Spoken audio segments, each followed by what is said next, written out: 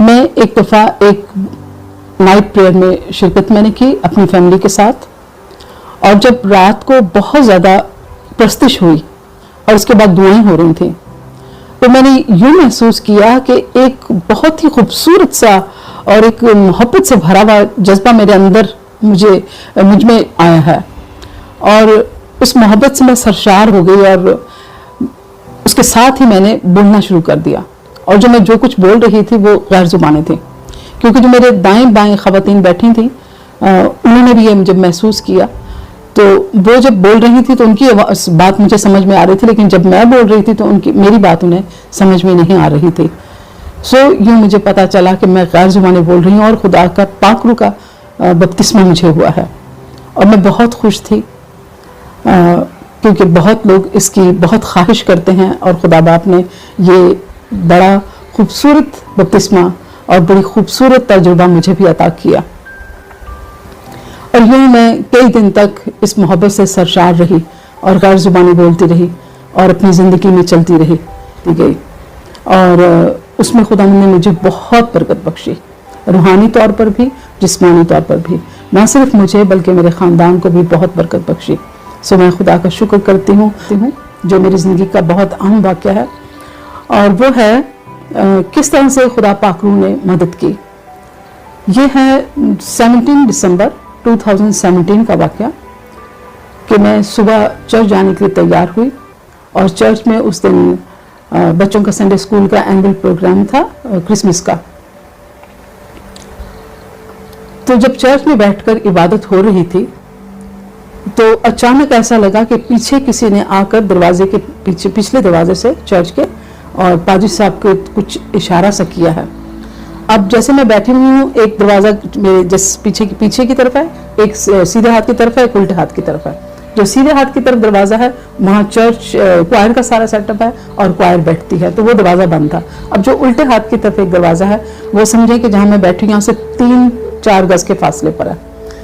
तो फिर पता चला कि तकरीबकार चर्च कंपाउंड में आ गए हैं, और एकदम पिछला दरवाज़ा बंद कर दिया गया। ये साइड वाला दरवाज़ा भी जो मेरे लेफ्ट हैंड की तरफ है ये भी बंद कर दिया गया, और एकदम एक खलबली सी मच गई चर्च के अंदर।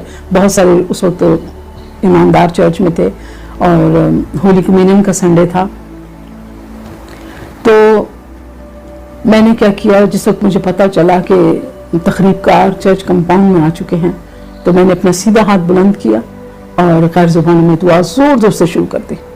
अब मुझे नहीं पता कि मैं क्या बोल रही थी और किस तरह से दुआ कर रही थी। इसी तरह से उस वक्त उस सिचुएशन में बहुत सारे लोग बेंचेस के नीचे लेट गए, बहुत सारे चर्च में एक राइट हैंड वेस्ट्री है उसमें चले गए, कुछ इस तरफ चले गए, और जैसे एक अजीब सा बहुत ही माहौल था।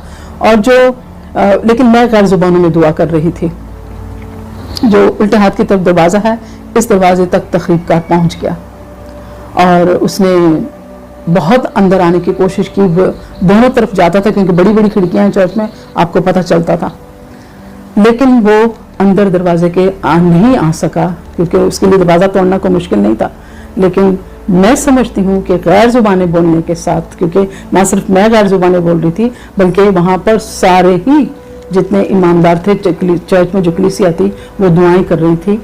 तो खुदा के फरिश्तों ने, जो नज़र तो नहीं आए लेकिन महसूस होता था कि खुदा के फरिश्तों ने उसका रास्ता वहाँ पर रोका है, और उसने आने की बहुत कोशिश की मगर वो ना आ सका, और उसने वहीं पर बम को ब्लास्ट कर दिया।